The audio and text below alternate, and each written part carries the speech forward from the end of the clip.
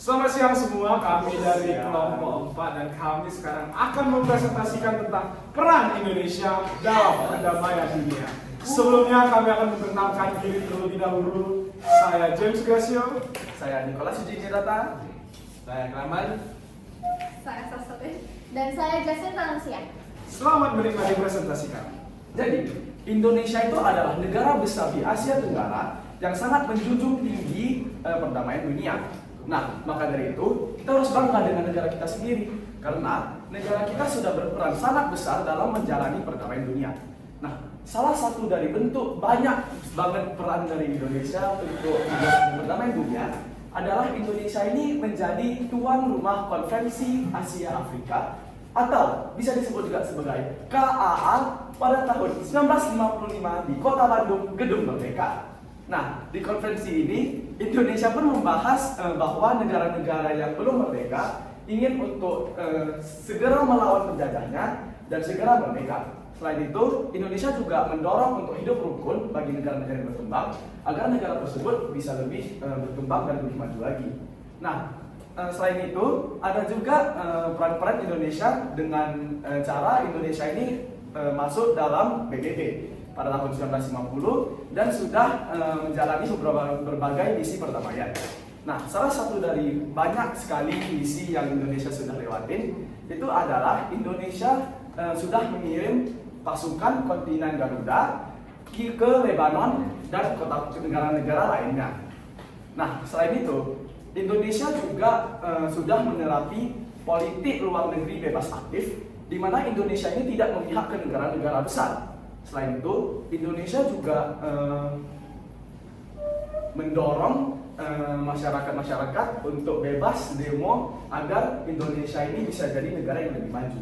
Nah, selain itu, apa sih yang kita bisa dapat belajar dari Indonesia? Nah, karena Indonesia ini sangat toleran terhadap negara lain dan Indonesia ini sangat menghormati negara lain. Saking menghormatinya, Indonesia ini tidak mau perang gencatan senjata.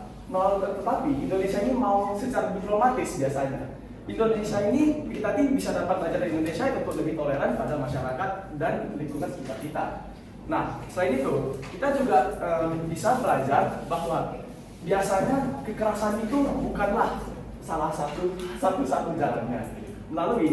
Tetapi kita bisa ngomong secara baik-baik dan berbahas masalah kita agar kita ini juga lebih tidak mengeluarkan energi kita yang begitu merugikan kita.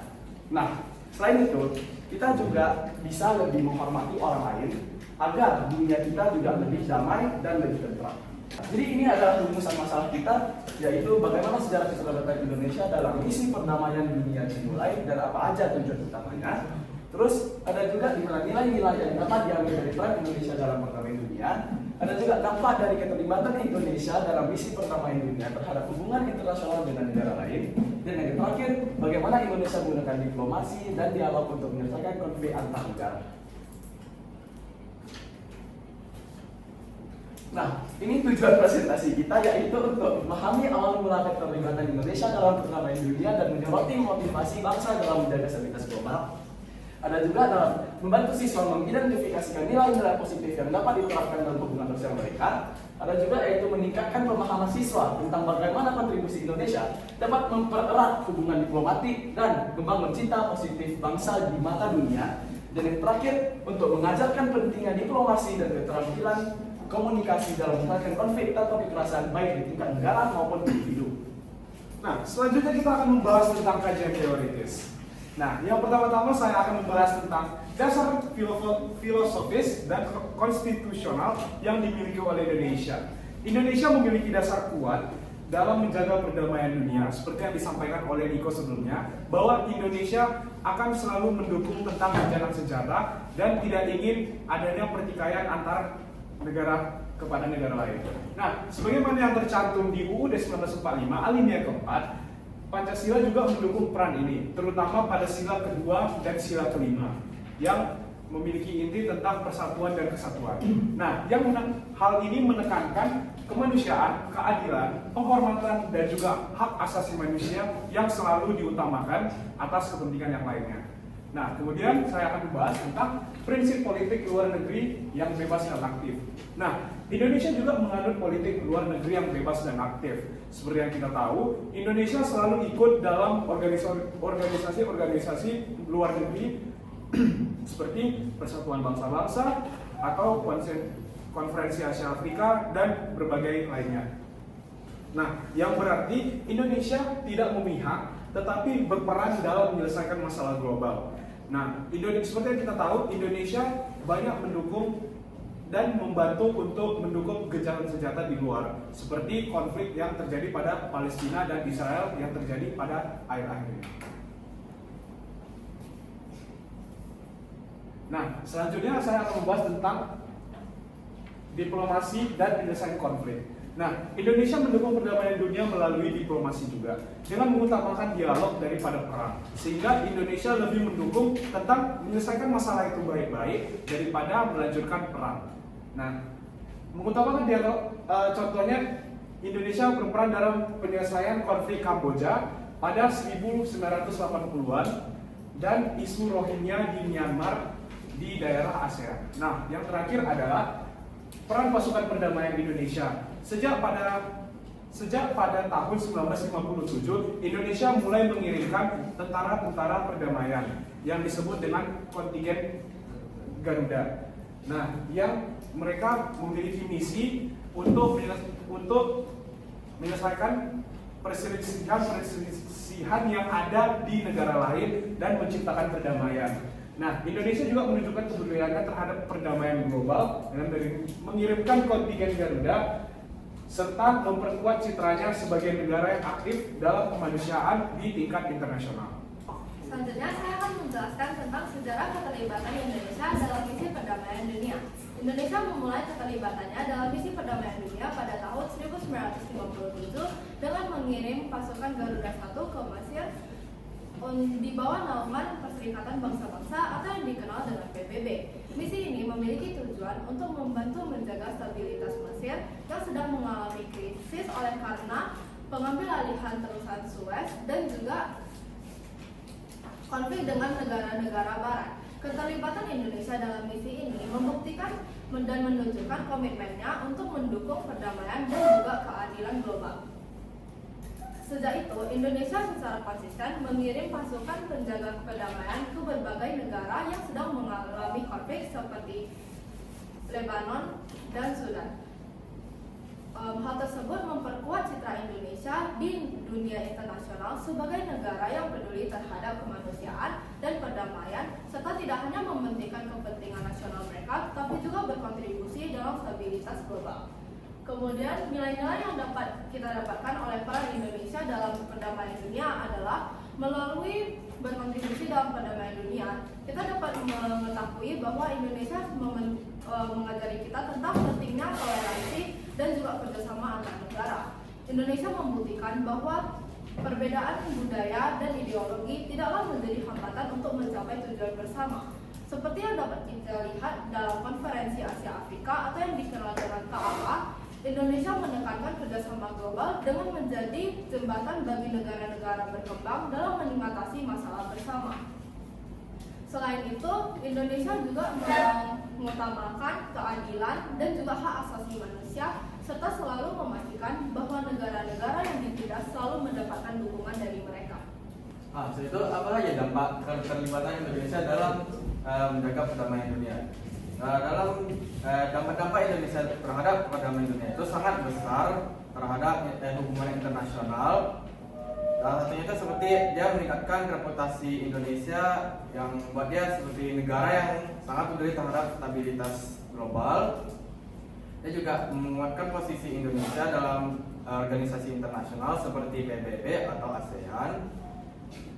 Jadi secara keseluruhan pengaruh ini sangat besar bagi Indonesia karena dia juga membantu memberikan peluang kerja yang sangat banyak dan juga memberikan Indonesia kekuatan yang sangat besar dalam menyelesaikan masalah-masalah internasional. Setelah itu, diplomasi dan dialog sebagai strategi Indonesia dalam menyelesaikan konflik itu Indonesia itu merupakan negara yang lebih memilih menggunakan dialog dan diplomasi untuk menyelesaikan sebuah masalah secara damai. Tidak hanya itu, tapi dia juga mendorong negara-negara ASEAN yang lain untuk menyelesaikan permasalahan mereka atau negara secara damai tanpa menggunakan kekuatan militer.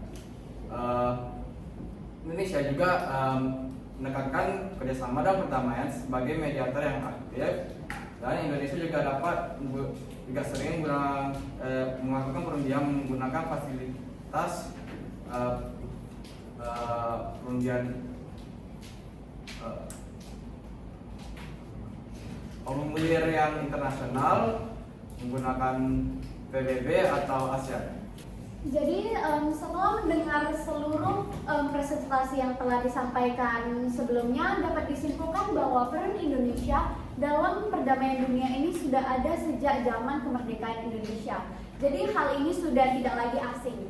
Dan Indonesia juga memiliki prinsip politik luar negeri bebas aktif, di mana Indonesia tidak memiliki atau tidak memilih salah satu kubu yang sedang berkonflik ataupun negara-negara yang sedang berkonflik, ataupun Indonesia duduk dalam posisi netral dan tidak memilih kubu apapun. Tetapi Indonesia tetap membantu negara-negara yang membutuhkan bantuan sebagai bentuk kemanusiaan dari Indonesia. Selain itu, hal ini membawa dampak positif dan baik untuk Indonesia, di mana negara Indonesia menjadi tentram, aman, dan damai. Dan juga masyarakat Indonesia tidak perlu takut akan ketidakdamaian yang dibawakan oleh negara lain ke negara kita. Dan ini juga dapat membantu dan membentuk kerjasama negara kita dengan negara lain untuk membantu perekonomian Indonesia agar lebih baik lagi. Dan ini juga dapat membuat reputasi negara Indonesia menjadi lebih baik di mata negara-negara lainnya. Selain itu,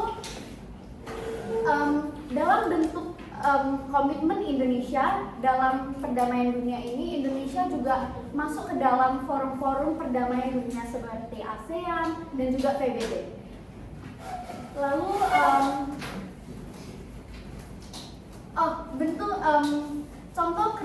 contoh bantuan yang Indonesia berikan untuk negara lain adalah pada saat penyelesaian konflik Kamboja dan krisis Rohingya yang terjadi di Myanmar.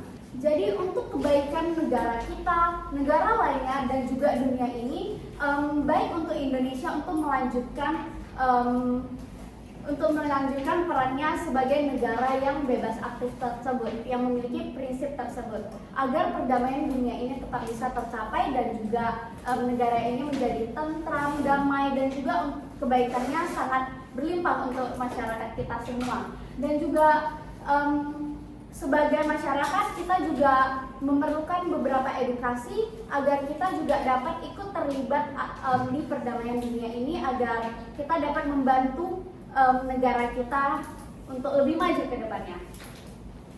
Sekian dari presentasi kami, terima kasih.